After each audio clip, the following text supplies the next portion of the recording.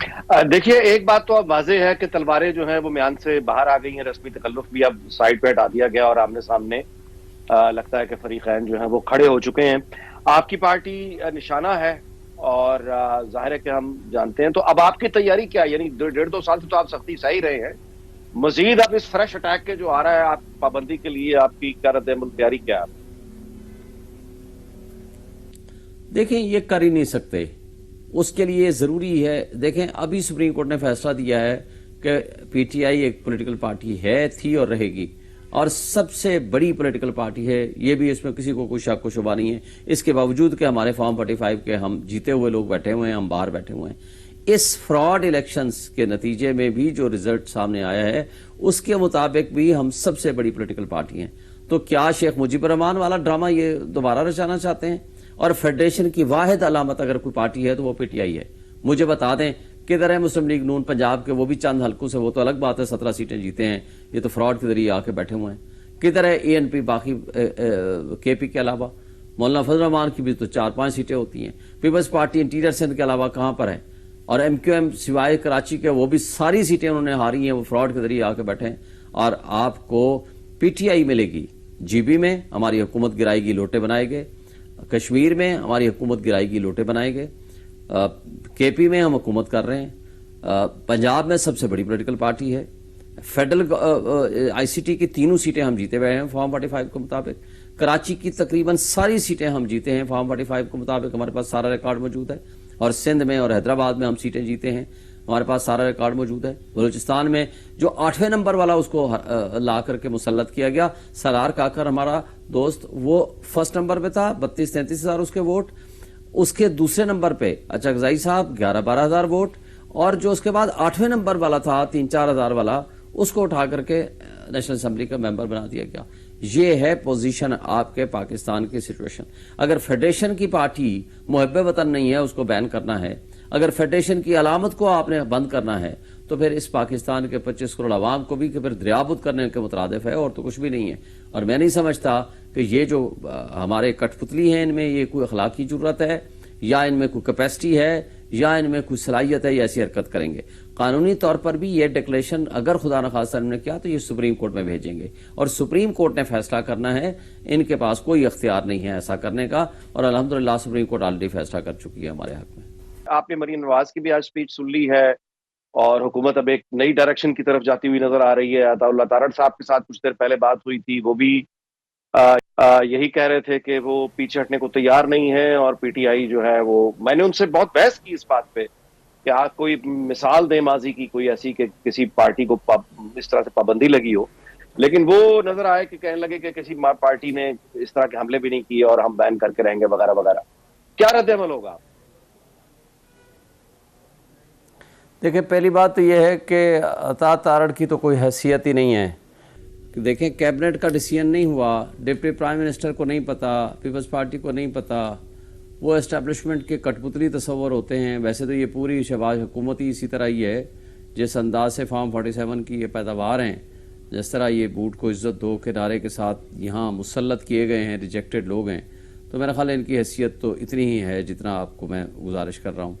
दूसरी बात यह है कि अताउल्लाह तारड़ को आज से देखें, 2 हफ्ते पहले इन्होंने कहा जी हम एपीसी बुलाएंगे, हमने कहा ठीक है हम आएंगे।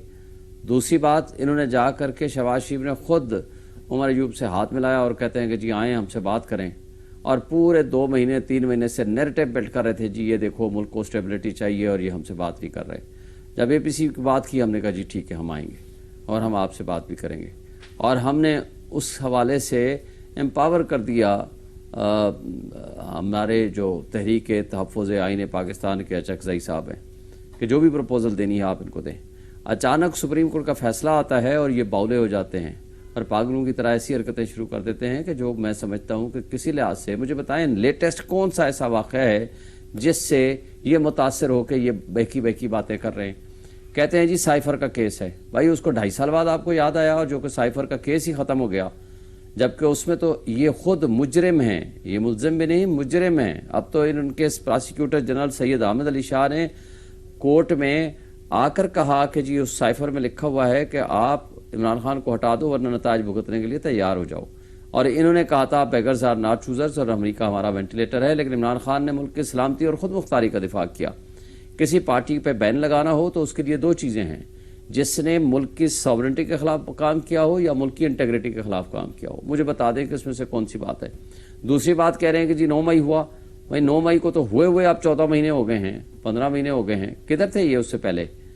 اور اس کے بعد تمام 9 مئی کے مقدمات میں 99% وہ خارج ہو چکے ہیں۔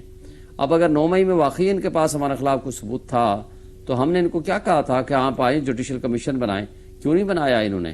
اور ہماری آج بھی 14 مہینے سے وہ پٹیشن پینڈنگ ہے، سپریم کورٹ نہیں لگا رہی۔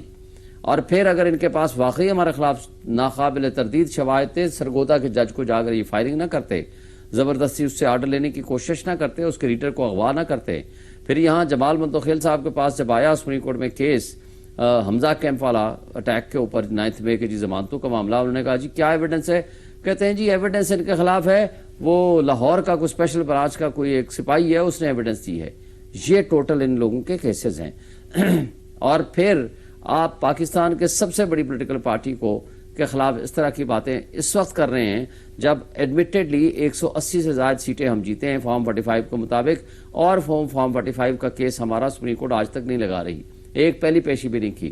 اور اس کے ساتھ ساتھ اب یہ جو بہکی باتیں کر رہے ہیں، خواجہ آصف ہو یا مریم نواز ہو، ان کے منہ سے جھاگ نکل رہی ہے، اس لیے کہ ان کو سمجھ آ رہی ہے کہ سب سے بڑی پولیٹیکل پارٹی ہے، اور وہ کہہ رہے ہیں کہ جی 3 مہینے بعد ہمیں پتہ ہے کہ ہمارے کیسز کھلیں گے۔